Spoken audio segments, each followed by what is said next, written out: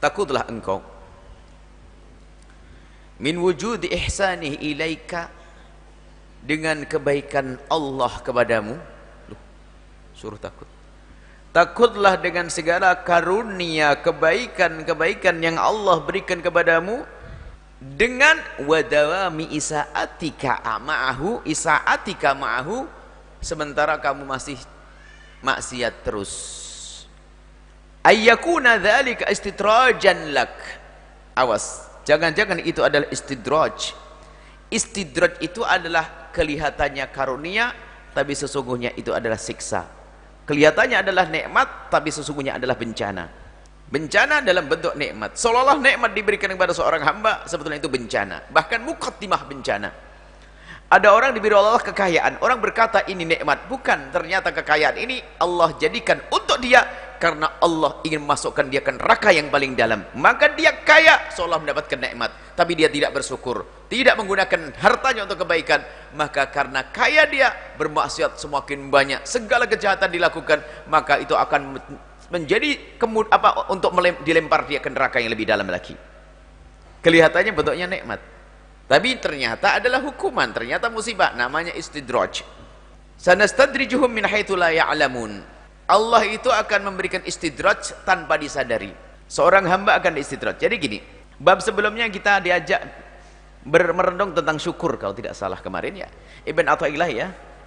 Syukur, ketahuilah bahwasanya dikatakan bahwasanya man lam yashkurin ni'mata faqad ta'arrada li zawaliha. Barang siapa yang tidak mensyukuri nikmat Allah, maka nikmat itu akan segera hilang, akan hilang. Mungkin Anda berkata setelah itu, selalu disambung dengan hikmah ini. Mungkin orang berkata, syukurnya gimana sih? Ya sedekah, bayar zakat. Apa? Saya tidak zakat dan sedekah tetap kaya? Mungkin ada yang ngomong gitu. Buktinya ini lancar terus. Saya tidak sedekah, saya tidak bayar zakat. Katanya kalau mensyukuri gak boleh maksiat. Saya maksiat, tetap saja lancar. Tuh bisnis saya nambah, toko saya nambah. Nah, ini jawaban untuk orang seperti itu. Awas! Nabi pernah menyebutkan satu hadis, atau kama qala Rasul, idza ra'aita 'abdan, kalau engkau melihat seorang hamba, atau kama qala Rasul, a'tahullahu ni'matan, Allah memberikan kepadanya nikmat, wa huwa muqimun fil maksiati, sementara ia di dalam kemaksiatan, fa'lam annahu istidraj, maka ketahuilah itu adalah istidraj. Ketahuilah kalau ada seorang hamba diberi oleh kenikmatan sementara dia itu maksiat, diberi kebaikan tapi dia masih maksiat terus, maka ketahuilah itu adalah bukan nikmat yang sesungguhnya.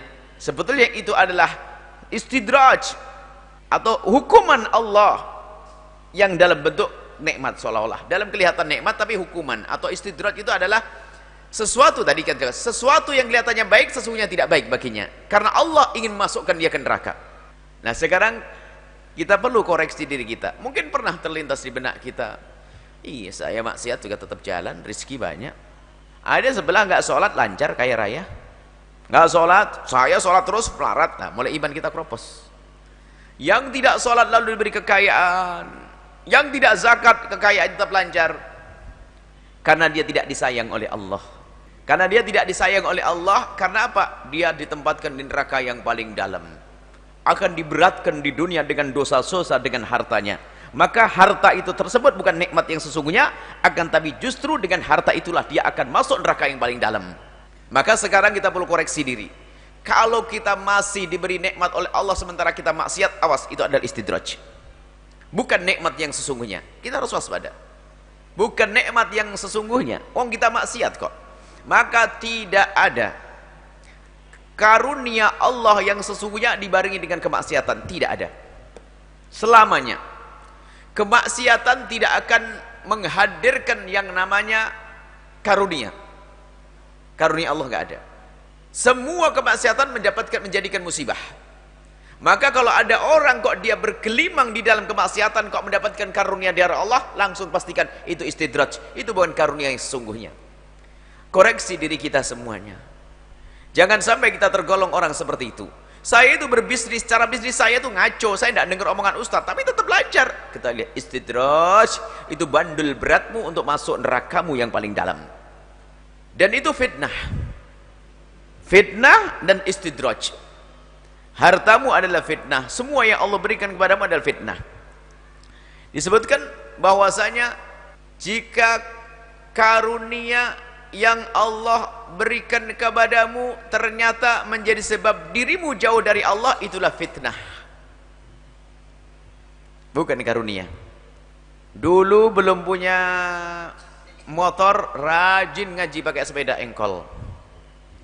Dengar-dengar sudah beli sepeda motor, nggak pernah kelihatan lagi.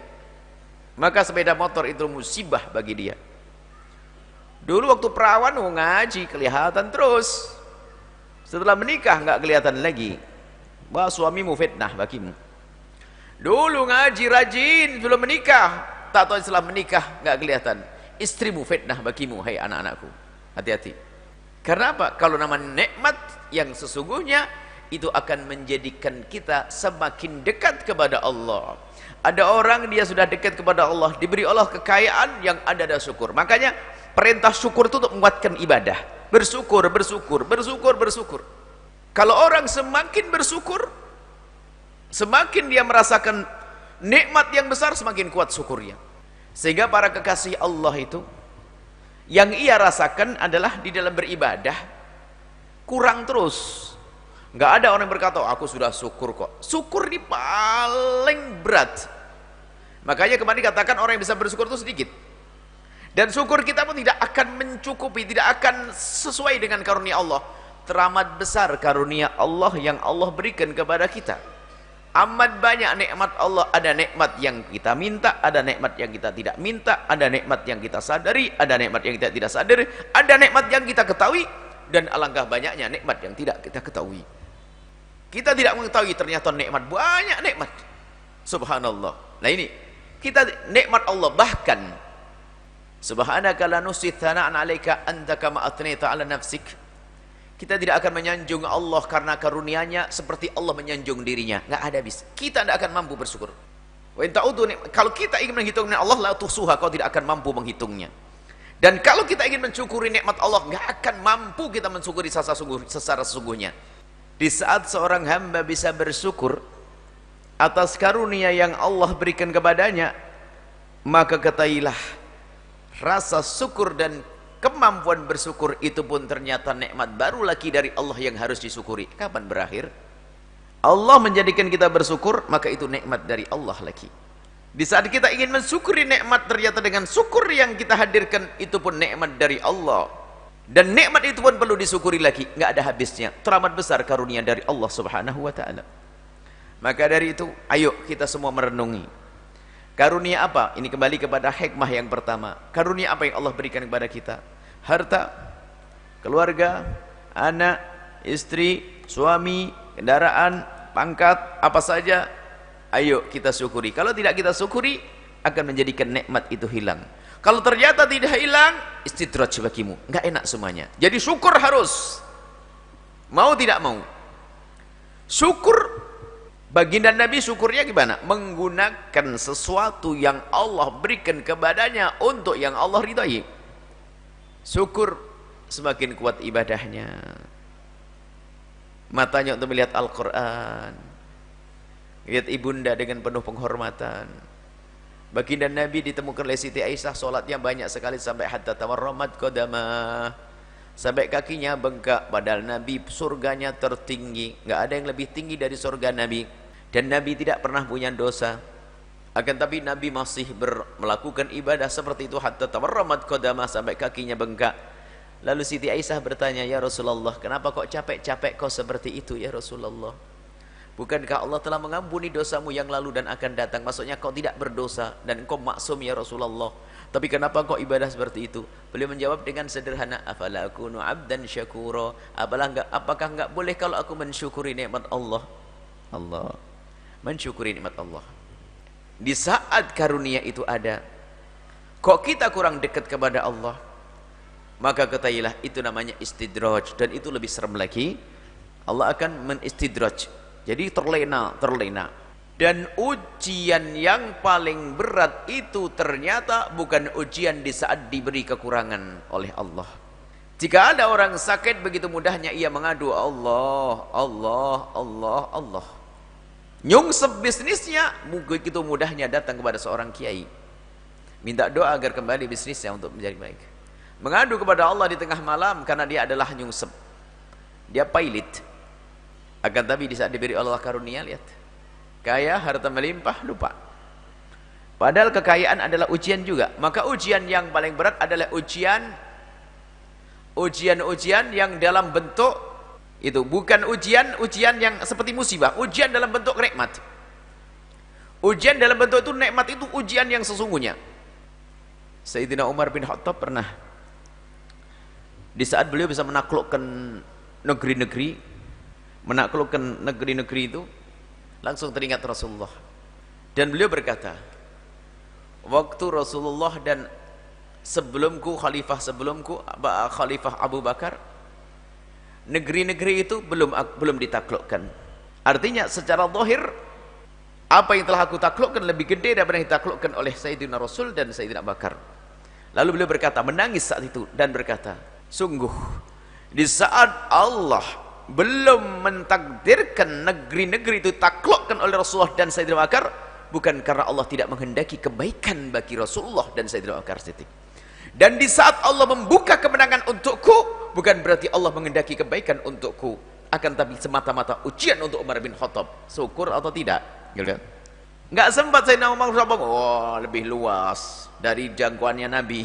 Nggak pernah Sayyidina Umar begitu, malah berkata, di saat kemenangan ada padaku, kejayaan bersamaku, perluasan negeri bersamaku, bukan karena itu terbaik untukku, akan tapi itu semata-mata ujian untukku. Apakah aku bersyukur atau tidak? Kita sering dengan karunia Allah ini terlena, betul, banyak terlena, dengan kekayaan terlena, dengan pangkat terlena, maka itulah istidraj, seolah-olah masuk surga, akan ternyata itu menjadi beban untuk masuk neraka jahanam. Baik, mari kita koreksi semuanya. Ingat, semua kemaksiatan tidak akan tidak akan menghadirkan karunia. Semua kemaksiatan. Dan jika ada orang diberi Allah jika ada seorang bermaksiat kok masih diberi Allah karunia, maka ketahuilah itu adalah istidraj, bukan kenikmatannya sesungguhnya. Bukan kenikmatannya sesungguhnya. Akhirnya musibah besar bagi seorang hamba tersebut. Dan semoga Allah menjadikan kita hamba yang senantiasa bisa mensyukuri nikmat-nikmat Allah, dan semoga nikmat yang Allah berikan kepada kita benar-benar nikmat, bukan sebuah istidraj, akan tapi muqaddimah nikmat yang Allah berikan kepada kita di dunia sebagai muqaddimah keindahan nanti di akhirat. Harta yang Allah berikan kepada kita, semoga itu adalah muqaddimah kita bakal dikayakan nanti di akhirat. Keluarga kita juga muqaddimah kebersamaan nanti di akhirat. Pasangan kita, semoga itu adalah muqaddimah ya kebersamaan kita nanti di akhirat, bukan musibah untuk kita.